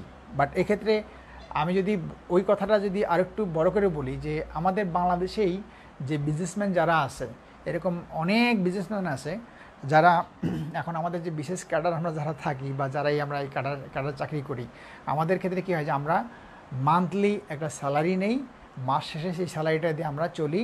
যে টাকাটা আমাদের দেওয়া হয় সেই টাকাটা দিয়ে আমরা বাড়ি ভাড়া দেই, সেই টাকা দিয়ে আমরা বাজার খরচ করি, ঈদে কেনাকাটা করি, আত্মীয় স্বজনকে সেই টাকাটা দেই। আর আমাদের মাস শেষে যেটা হয় যে এটা কিছুই থাকে না। বাট যারা বিজনেস করে পাশাপাশি, তাদের কি হয় যে তারা কিন্তু একজন বিশেষ ক্যাডারের থেকে ফাইন্যান্সিয়ালি অনেক বেশি ভালো থাকে যদি সে ভালো ক্যারিয়ার করতে পারে। এটা নাম্বার 1। নাম্বার 2 হচ্ছে যে বিশেষটাই যে আমার হবে এর গ্যারান্টিটা কী আছে, বা আমার যে কোনো একটা চাকরি হবে এই চাকরি হওয়ার গ্যারান্টিটা কে দিবে? যদি না হয় তাহলে আমি কী করব? আমি কি বাবা মার বোঝা হয়ে থাকবো? আর একটা ব্যাপার হচ্ছে যে আমরা প্রায় সবাই গণহারে মাস্টার্স পাস করি, সবাই মাস্টার্স করে ফেলে। সবাই যদি আমরা মাস্টার্স করে ফেলি, সবাই যদি এরকম থাকি, তাহলে যেটা হয় মাস্টার্স পাস করার পরে আমাদের একটা সেলফ ইগো কাজ করে। সেলফ ইগোটা এমন থাকে যে মাস্টার্স পাস করার পরে এটা বাড়িতে যে কৃষিকাজ করতে কোনোভাবে ইচ্ছা হয় না। মানুষ কি বলবে যে কৃষিকাজ করলে? অথচ কৃষিকাজ কত একটা স্ট্যান্ডার্ড একটা কাজ, কত চমৎকার একটা কাজ, কত সম্মানজনক একটা কাজ, এই বিষয়টা আমরা শিক্ষিত হওয়ার পরেও চিন্তা করি না। আমরা শিক্ষিত হওয়ার পরেও আমরা কৃষিকাজের মধ্যে কোনটা আবাদ করলে বেশি লাভ হবে, এটা তো একজন কৃষকের থেকে একজন শিক্ষিত কৃষক যদি হয় তার বেশি ভালো জানার কথা। কিন্তু আমরা এই শিক্ষাটা কী করি, যখন আমাদের চাকরি বয়স শেষ হয়ে যায় আমরা হতাশ হয়ে পড়ি। আমরা কী করি যে তখন এইখানে সেখানে ঘুরে বেড়াই বা ছোটোখাটো কোনো একটা জব করি বা কোনো রকম একটা জীবনযাপন করি। আমরা এটা চিন্তা করি না যে অন্য দিকে ক্যারিয়ারটা করা যায়। সো আমি সেটা নিয়ে কথা বলবো ইনশাল্লাহ পরবর্তী সময়, যদি তোমাদের আগ্রহ থাকে, কারণ এখানে তোমাদের আগ্রহটা হচ্ছে মুখ্য বিষয়। আমি একসময় নিজেও আমি বেকার ছিলাম, আমি বুঝি বিষয়টা কি, যে আমার যদি জব না হইতো তাহলে আমি কী করতাম, এরকম ব্যাপারটা ছিল। তো আমার যখন জব হয় না তখন কিন্তু আমি এখানে একটা কথা বলে রাখি, সেটা হচ্ছে যে আমার যখন নিজের বিশেষটা যখন হচ্ছিল না, আমি 3 টাইমস ভেবে দিয়ে যখন হচ্ছিল না, তখন যেটা হচ্ছে আমি নিজেই কিন্তু একটা কলেজ প্রতিষ্ঠা করে ফেলছি। অর্থাৎ আমার স্টুডেন্ট লাইফে আমি তখন ছোট, তখন আমি কলেজ প্রতিষ্ঠা করে ফেলছি। তো আমার যদি বিশেষ না হতো তাহলে আমি কী হতাম, যে আমি কলেজের ফাউন্ডার প্রিন্সিপাল ছিলাম। সো আমি কিন্তু এই কলেজটা খুব ভালোভাবে রান করতে পারতাম। এখন আমার এটা যেটা হচ্ছে যে আমার বিশেষ যদি নাও হতো আমার কোনো সমস্যা ছিল না, আমি আমার কলেজ নিয়ে আমি খুব সুখে থাকতাম, আমি খুব ভালো থাকতাম। সো আমি আমার নিজের ক্যারিয়ার বহু আগে ঠিক করে ফেলছি, যে আমার যদি বিশেষ নাও হয় আমি অল্টারনেটিভ অনেকগুলো ওয়ে আমার আছে। সো আমি একই রকম বলবো যে তোমাদের মাথায় এরকম একটা ব্যাপার থাকা উচিত, সবাই তো আর বিজ্ঞানী হবে না, সবাই তো গবেষক হবে না। সো ওই ক্ষেত্রে যেটা হয় যে কেন পাশাপাশি পড়াশোনার পাশাপাশি কেন অন্য চিন্তা থাকতে পারে না, থাকতেই পারে, সেই বিষয়টা বলতে চাচ্ছি। ওকে, তাহলে আমরা এটা নিয়ে আর কথা এখন আর না বলি। যদি কারো কোনো প্রশ্ন থাকে একটু, যদি অনেকেই যুক্ত আছে, তোমরা ইচ্ছা করলে লাইভ থেকে যেতে পারো এখন। আর যদি কার কোনো কাজ না থাকে কিছুক্ষণ থাকতে পারো আমার সাথে, আর যদি কোনো প্রশ্ন থাকে সেই প্রশ্ন করতে পারো। আমার যে মেইন কাজটা সেটা হয়ে গেছে, সেটা বলে দিয়েছি। অর্থাৎ আমি বইয়ের তালিকাটা দিয়েছি প্রথমে। 2 নম্বর হচ্ছে যে আমি নেক্সট 10 দিনের জন্য পড়া দিয়েছি। আর একটা কথা হচ্ছে যেটা বললাম যে আমরা মান্থলি একটা পরীক্ষা নিব, অনলাইন পরীক্ষা নিব। আমি চেষ্টা করব পরীক্ষাটা তোমাদের জন্য যেন ভালো পরীক্ষা নেওয়া যায় অনলাইনে, সেটা চেষ্টা করব। আর একটা হচ্ছে যে তোমাদের যে 4টা বিষয় পড়া দিয়েছি নেক্সট 7-10 দিনের জন্য, এই পড়াটা ভালো করে পড়তে হবে। আমি যদি কোনো সিরিয়াস কোনো মেসেজ পাই আমি একটু উত্তর দিয়ে আমাদের লাইভটা ক্লোজ করে দিব, আর কয়েক মিনিট আমরা থেকেই বন্ধ করে দিব। ওকে, আমি একটু দেখতে পাচ্ছি যে যদি কারো কোনো মেসেজ থাকে।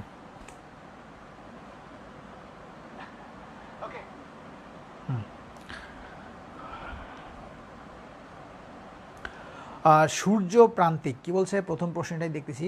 Sir please tell us about function of বিশেষ economic cadre, what is the main function of them, what they are actually in the office. Actually they do the economic function of a ministry. Every ministry has an economic sector or development sector. With that development sector, economic cadre does the job of the development sector of that ministry, particular of that ministry, though that cadre or that economic cadre has been omitted. Now the economic cadre has been merged with admin cadre. কাজেই economic ক্যাডারের যে ব্যাপারটা আছে, economic ক্যাডারটার এবং admin cadre দুটো merge করে গেছে, যে কারণে নেক্সট বিশেষ থেকে হয়তো ইকোনমিক ক্যাডার আর থাকবে না। আচ্ছা, নিধি খান বলছে স্যার কোন প্রকাশনায় ম্যাপ কিনবো। আচ্ছা, কোন প্রকাশনায় ম্যাপ বলতে, এটা আসলে ম্যাপ বাজারে কতগুলো ম্যাপ আছে আমার জানা নাই। আমাকে এই ম্যাপটা সোহেল ভাই গিফট করছে। সোহেল ভাইয়ের একটা ম্যাপ আছে। সোহেল ভাই হচ্ছে উনিও ক্যাডার। এটা হচ্ছে যে জাহিদ সোহেল ওনার ম্যাপটা, বইটা। তো তোমরা এটা কিনতে পারো, জাহিদ সোহেল ভাইয়ের ম্যাপটা ভালো লাগছে আমার কাছে ম্যাপটা। ওকে, আর কিছু আছে কিনা দেখি। ভালো ভালো প্রশ্ন করতে সবাই, খুব সুন্দর কোশ্চেন। কি বলছে, স্পানা, কঠিন নাম। স্যার জব ইংলিশ লিটারেচারের সেকেন্ড এডিশনালের কাজ কি হবে, কবে হবে? আর জব ইংলিশ লিটারেচারের সেকেন্ড এডিশনের কাজটা চলছে। এটা অল্প কিছুদিনের মধ্যে এটা চলে আসবে। সেকেন্ড এডিশনের কাজ একদম চেঞ্জ করে ফেলছি, বইয়ের পুরো স্টাইলটাই চেঞ্জ জব ইংলিশ লিটারেচারের। আর যাদের কাছে আগেরটা আছে ওটাও সমস্যা নেই, আগেরটাও ভালো, আগেরটাও পড়ে ফেলতে পারো। আচ্ছা, আর কি আছে? রিয়েল রয় বলছে বইয়ের তালিকাটা যদি আবার বলতেন। বইয়ের তালিকাটা আরেকবার বলতে পারবো না ভাই, সরি। আমি একদম শুরুতেই বলছি, তোমরা ভিডিওটা যখন দেখলেই এটা প্রথমে পাবা যে বইয়ের তালিকা যেটা বলছি, এই বইয়ের তালিকাটাই যে তোমার কিনতে হবে তাও না। তোমাদের যদি অন্য কোনো বই থাকে সেগুলো পড়ো, বাট আমি একটা আমার মতো করে একটা বলেছি, এটা তোমাদের ডিপেন্ড করবে যে তোমরা এটা মানবা কি মানবা না। কি বলছে, সূর্য প্রান্তে, sir I am passionate about giving service to my country, very good, but I don't know what is the actual function of each cadre. আচ্ছা, তারপরে যাই দীপ্তদীপ, স্যার বইগুলোর লিস্ট কীভাবে পাবো? এখানে আছে বইগুলোর লিস্ট, এখানে দেয়া আছে। কি বলছে রাজীব দাস, বলছে ডিগ্রি করলে বিসিএস দেয়া যাবে? সুন্দর প্রশ্ন। হ্যাঁ, ডিগ্রি করে বিশেষ পরীক্ষা দেওয়া যাবে, কিন্তু সেক্ষেত্রে মাস্টার্স লাগবে। ডিগ্রি করার পরে মাস্টার্স লাগবে, মাস্টার্স করলে বিশেষ পরীক্ষা দিতে পারবে। আর ভুরি ভুরি ক্যাডার আছে যারা ডিগ্রি করে মাস্টার্স করে ক্যাডার হয়েছে, এরকম অনেক ক্যাডার আছে। আর কি আছে যে ইংরেজি বইটা কবে আসতে পারে? ইংরেজি বইটা একটু সময় লাগছে, এটা বইটা অনেক কঠিন একটা বই। যে বইটা হচ্ছে যে আমি বললাম যে প্রায় 8-10 হাজার প্রশ্ন, সেই 8-10 হাজার প্রশ্ন ব্যাখ্যা সহ দেয়া, যে কেন আনসার হলো বাকি তিনটা কেন হয় নাই, it's a very difficult task. মনে হয় যে এটা মাসখানিক লাগবে বইটা হতে। তোমরা এর ফাঁকে অ্যাসুরেন্স বা অন্য কোনো প্রকাশনে এটা বই কিনে ফেলো, সমস্যা নেই। আসমাতুল জাহান বলছে যে আপনার বইটি কি অনলাইনে অর্ডার করা যাবে? হ্যাঁ, অনলাইনে কারা বিক্রি করে ওদের সাথে আমি কথা বলছি, কথা বলে অনলাইনের নাম্বারগুলো আমি পোস্ট দিব। আমাদের যে গ্রুপ আছে, গ্রুপে পোস্ট করে দিলে ওখানে যারা ঢাকার বাইরে আসো তারা ওখান থেকে কিনে নিলেই হবে, অনলাইন থেকে কিনে নিলে হবে। বা ঢাকার বাইরের কিছু কিছু লাইব্রেরিতে, বিভাগীয় যে লাইব্রেরিগুলো, সেই লাইব্রেরিগুলোতে আমি পাঠানোর চেষ্টা করবো, কারণ বইটা খুব ভালো। এই বইটা সবারই পড়া উচিত, বইটা আমি যেটা দিব ওটা পড়লে কাজে লাগবে, ওই জন্যই দিব। আচ্ছা, তারপর হচ্ছে যে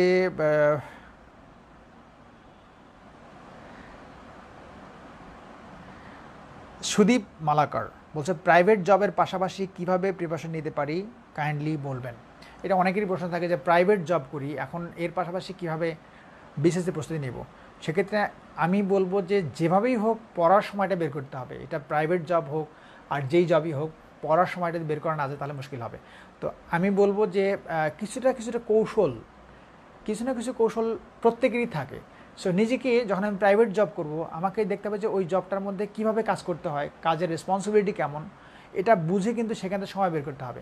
আমি যে জবটা করি এই জবে কিন্তু প্রচুর প্রেশার আছে, মেন্টালি প্রেশার আছে, ফিজিক্যালি প্রেশার আছে। সো এইটার ক্ষেত্রে যেটা হয় যে এর ফাঁকেও আমি যখন এই যে লাইফ টাইম নিচ্ছি, এটা কিন্তু আমার কৌশলের উপর ডিপেন্ড করছে। আমি সময়টা বের করে ফেলতেছি, বের করে ওই অনুযায়ী আমি এই লাইফটা নিচ্ছি। সো এরকম যদি আমি কোনো প্রাইভেট জব করি, আমাকে ওই কৌশলটা নিতে হবে। আমি এক্ষেত্রে ফারজানার এক্সাম্পলটা বলবো। ফারজানার যে বাচ্চা নিয়ে ক্যাডার হয়ে গেল, ওর যেটা হচ্ছে যে ওর রাত্রের 12টা থেকে পড়াশোনা শুরু করতো, রাতের 12টা থেকে অনেক রাত পর্যন্ত পড়াশোনা করতো। সো এটা ওর একটা ব্যাপার ছিল, সারাদিন সে পড়তে পারতো না, এই কষ্ট করে পড়েছে, এবং ফারজানা কিন্তু অ্যাডমিন ক্যাডার হয়েছে। সো যারা প্রাইভেট জব করি, আমি বলবো যে তারা দিনের বেলা জব করি, রাতের বেলাতে জব করি না। সো রাতের বেলায় বা ভোরের যে সময়টা আছে, ভোরে উঠে পড়ালেখাটা করলে আমার মনে হয় সেই সময়টা কাজে লাগানো যাবে। আচ্ছা, আর কি প্রশ্ন আছে?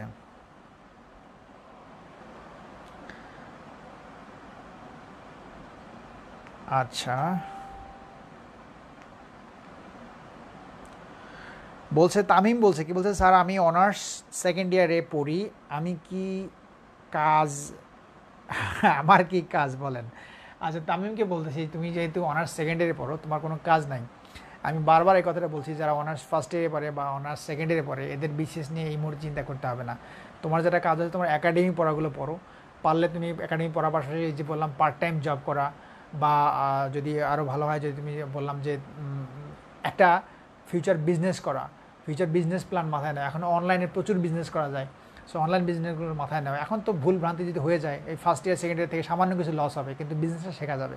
সো আমি ফার্স্ট ইয়ার সেকেন্ড ইয়ার যারা থাকবে তাদের বলবো যে ওই সময়টা অন্তত পক্ষে বিসিএসের জন্য না দাও।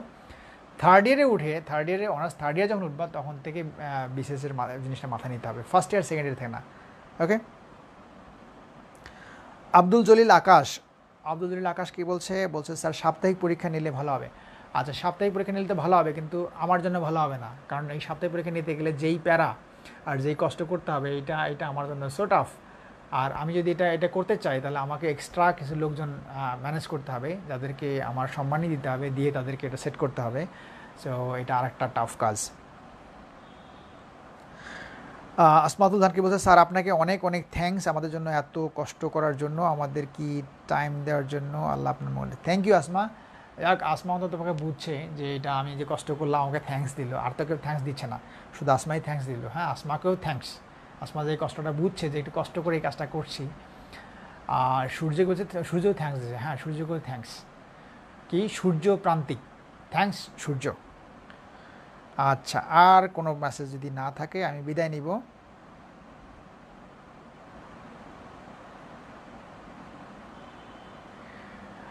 পুষ্পিতা শশী বলছে যে এত শর্ট টাইমে কিভাবে সবচেয়ে ভালো প্রিপারেশন নিব।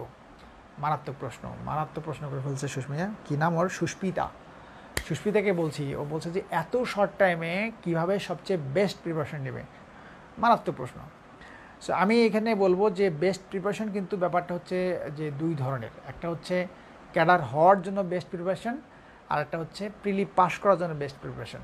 এখন প্রিলি পাস করার জন্য বেস্ট প্রিপারেশন নাকি ক্যাডার হওয়ার জন্য বেস্ট প্রিপারেশন, এই ব্যাপারটা ডিপেন্ড করবে তোমার উপরে, যে তুমি কত আগে এটা শুরু করলা পড়াটা। তো সেক্ষেত্রে আমি বলবো যে ক্যাডার হওয়ার জন্য যদি প্রিপারেশন হয় তাহলে তোমার সেখানে লিখিত পরীক্ষার ব্যাপারটা মাথায় থাকবে। আর যদি প্রিলি পাস করার জন্যই হয় তাহলে সেক্ষেত্রে তোমার শুধু প্রিলির এমসিকিউ প্রশ্ন মাথায় থাকবে। সো এই দুটোর মিশ্রণ ঘটাতে চাইলে আমি যে পড়াগুলো দিচ্ছি মাঝখানে আমাকে মনে করে দিতে হবে যে স্যার রিটেনের জন্য কী করব, আমাকে এটা মনে করে দিলে রিটেনের ব্যাপারটাও মাঝখানে আমি দিব, ওই রিটেন ভিত্তিক প্রিলিটা পড়ে ফেলতে হবে। ঠিক আছে? আর এখন আমি যে পড়াগুলো যেভাবে দিব এই পড়াগুলো কভার করলে আমার মনে হয় যে 5 মাসের মধ্যে এই পড়াগুলো একটা ভালো একটা পর্যায়ে যাবে। 5 মাস পরে মডেল টেস্ট, সাবজেক্ট টেস্ট এগুলো রীতিমতো দিলে আমার মনে হয় একটা ভালো প্রিপারেশন হবে। পিএ রাকিব বলছে যে বিএসসি করার পর কি বিশেষ দেওয়া যায়? বিএসসি আর বিএ তো একই। বিএসসি অনার্স যদি হয় তাহলে তো দেওয়া যাবে, আর নর্মাল যে ডিগ্রির বিএসসি সেটা যদি হয় তাহলে মাস্টার্স এমএসসি করতে হবে, এমএসসি করে তাহলে দিতে হবে। অনেকেই বলে, কে বলছে? মোতাহার মজুমদার বলছে যে অনেকেই বলে আগে রিটেনের প্রিপারেশন নিলেই নাকি প্রিলি 50% হয়ে যায়। আপনি কি এ ব্যাপারে কিছু বলবেন? কি বলবেন? মোতাহার চমৎকার প্রশ্ন করছে যে অনেকেই বলে যে প্রিলির আগেই রিটেন প্রিপারেশন নিতে হয়। আচ্ছা, তোমার এই বিষয়টা মনে রাখতে হবে যে এটা একেবারে খারাপ কথা তা না, এটা দরকার আছে, কিন্তু এটা মনে রাখতে হবে যে প্রিলি তো পাস করতে হবে। এখন রিটেনের পড়াটা ভিন্ন আর প্রিলি পড়াটা আলাদা ধরনের। যেমন আমি যদি ইংলিশে কথা বলি, ইংলিশে প্রিলিতে যা আছে রিটেনে একদম ভিন্ন, অর্থাৎ রিটেনের সাথে প্রিলির সাথে কোনো সম্পর্কই নেই। কিন্তু আমি যদি গণিতের কথা বলি, গণিত প্রিলি আর রিটেন দুটোই এক, অর্থাৎ প্রিলিতে প্রশ্নগুলো ছোটো ছোটো প্রশ্নগুলো করা হয় আর লিখিততে একটু বড় বড় প্রশ্ন করা হয়, এই দুটো পার্থক্য, কিন্তু প্রশ্নগুলো পড়তে হয় একই জায়গা থেকে। সো যখন আমরা প্রিলিতে গণিতগুলো পড়বো তখন লিখিতের মতো করে পড়বো, তাহলেই লিখিত পড়াটা কভার হবে, প্রিলি পড়াটা কভার হবে। সো এই কৌশল জানতে হবে যে কীভাবে পড়লে প্রিলি পড়াটা কভার হয়, লিখিত পড়াটা কভার হয়, এই দুটো কভার হয় কীভাবে, এই জিনিসটা জানতে পারলে আমার মনে হয় সবচেয়ে ভালো হবে। ঠিক আছে? তারপরে কি আছে? Many many thanks Imran.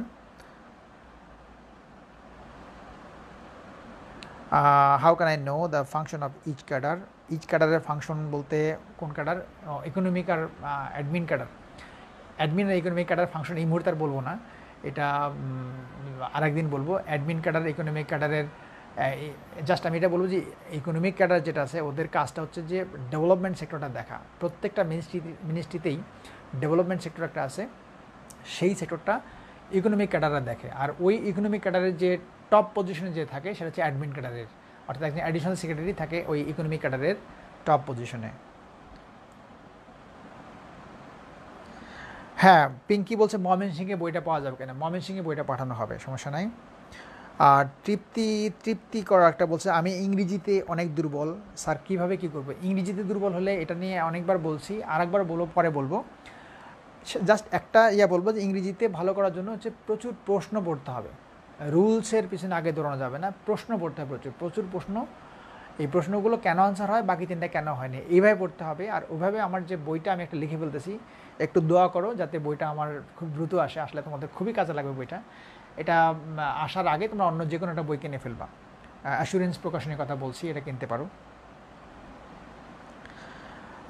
কি বলছে যে আমার কাছে 12,000 সাজেশন বইটা আছে, এটাই কি চলবে? মানে আমার 12,000 যে আগের সাজেশন বইটা ওটা আছে, এটার থেকে এই বইটার ডবল আছে, অর্থাৎ ওখানে ছিল 12,000, এখানে হচ্ছে 22,500, প্রায় ডবল। তো এইখানে যেটা প্রশ্ন নতুন করে যেটা অ্যাড হয়েছে সেটার মধ্যে আছে যে বিশ্ববিদ্যালয়ে ভর্তির যত প্রশ্ন সেখান থেকে বাছাই করে প্রশ্ন দেওয়া আছে, তারপরে জুডিশিয়াল প্রশ্ন দেওয়া আছে, এবং বোর্ড বই থেকে প্রশ্নগুলো নিয়ে এই পরবর্তী এডিশনে দেওয়া আছে। সো পরবর্তী এডিশনের প্রশ্নগুলো লাগবে। যদি কারো কাছে আগের বইটা থাকে তাহলে আমার মনে হয় যে আগের বইটার পাশাপাশি নতুন যে প্রশ্নগুলো দেওয়া হলো এগুলো ফটোকপি করে, নীলক্ষেত বা কোথা থেকে ফটোকপি করে তোমরা নিয়ে নিও, তাহলে এটা দুটো মিলে এক করে পড়তে পারবা।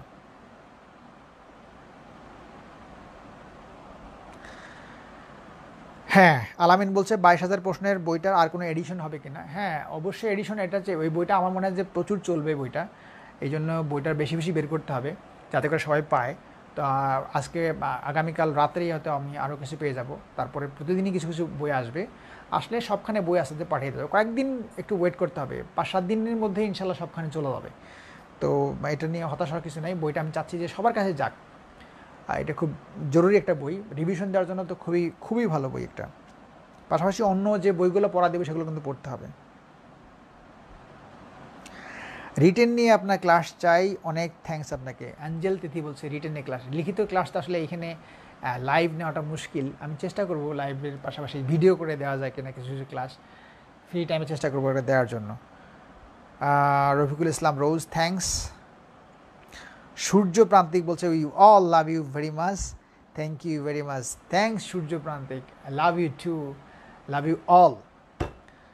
আসলে আমরা একে অপরকে তো ভালোবাসি, ভালো না বাসলে তো আসলে এইটা কাজটা তো, এই যে যাই কিছু বলি, আমি কাজটা এনজয় করছি, এনজয় না করলে তো কাজটা আমি করতাম না। এটা হচ্ছে যে আমার ভালো লাগতেছে, আর সবার সাথে যে আড্ডা দিচ্ছি এটা আমার কাছে খুব ভালো লাগে। সো ফ্রি সময় পাই না, না পেলে প্রায় প্রতিদিনই লাইভ নিতাম যদি ফ্রি সময় পেতাম। খুব লেট হয়ে যায় লাইভ নিতে, হয়তো অনেকে এতে মন খারাপ করে। দেখ এখন তো যেটা হচ্ছে প্রতি সপ্তাহে লাইভ নিব, হ্যাঁ প্রতি সপ্তাহে লাইভ নিব, ওই পড়াটা দিব, ঠিক আছে? পড়াটা দিলে তোমরা এই পড়াটা যদি পড়ো তাহলে লাইভ দিব, আর যদি না পড়ো তাহলে তো আর হবে না, তাহলে আর বন্ধ, লাইভটা হবে না। ওকে, আমি আজকে লাইভ বিদায় নিচ্ছি। অনেকক্ষণ ছিল, অনেকেই আছে এখন পর্যন্ত আড্ডা দিতে, আমার মনে হয় যে আমার সাথে আড্ডা দিতে ভালোই লাগছিল সবার, আমারও ভালো লাগতেছিল আড্ডা দিতে। তো আমরা ইনশাল্লাহ নেক্সট এই শুক্রবারে, অর্থাৎ এই শুক্রবার কয় তারিখ হয়, এই 23 তারিখ কি 24 তারিখ বোধহয় হবে, এই শুক্রবারে আমি তো মিরপুরে ক্লাস নিব। ক্লাস শেষে আমাদের ফারজানা আমাদের আসবে, ফারজানা উম্মে হবে, ফারজানা ওর ভাইবার এক্সপিরিয়েন্সটা এটা আমরা শেয়ার করব সবার সাথে, যাতে যারা ভাইবা দিবে তাদের এটা কাজে লাগবে ইনশাল্লাহ। আর পাশাপাশি নেক্সট উইকে যেটা হবে সেটা হচ্ছে যে আমরা ক্যারিয়ার নিয়ে, অর্থাৎ ইম্পোর্ট এক্সপোর্ট বিজনেস, যে বিজনেসগুলো বিদেশের জিনিসগুলো বাংলাদেশে কীভাবে বিজনেস করা যাবে, অর্থাৎ বাংলাদেশ থেকে কোন কোন জিনিস এক্সপোর্ট করা যায়, এই বিজনেসগুলো আমরা শিখব। সো এটা আমরা শিখবো ইনশাল্লাহ নেক্সটে। আর সবাইকে শুভেচ্ছা, আর এতক্ষণ থাকার জন্য। এখনও অনেকেই যুক্ত আছে, তো যারা আমার সাথে এতক্ষণ দিয়ে থাকলাম। কি বলছে, আরও প্রশ্ন করতেছে, জব সলিউশন বইটা কি বলছে, সমর্থক বই কিনা, কার বই কি সমর্থক কিনা বোঝা গেল না। Spriha, love you all. Tania, thanks আমাদের কাছে থাকার জন্য। অনেকক্ষণ সময় থাকলাম, ভালো লাগলো। যারা আমার সাথে এতক্ষণ থেকে সাথে থাকলা, এই আমাকে সঙ্গ দিলা, তো তোমাদের সবাইকে ধন্যবাদ। আর যে পড়াগুলো আমি দিলাম সেই, হ্যাঁ নেক্সট থার্সডে 29 তারিখ হবে। হ্যাঁ, তার মানে আমরা 29th, কে জানি মেসেজটা দিলে, খুব সুন্দর, থ্যাংক ইউ। 29 অগস্ট আমাদের পরবর্তী এই পড়াসংগত লাইভটা হবে 29 অগস্ট ইনশাল্লাহ। আর এর ফাঁকে লাইভ আরও হবে, সেগুলো হচ্ছে পড়া সংক্রান্ত। তা আমি আশা করবো তোমরা সবাই ভালো থাকবা। আজকে বিদায় নিচ্ছি, আমার সাথে থাকার জন্য সবাইকে ধন্যবাদ, টাটা, গুড নাইট।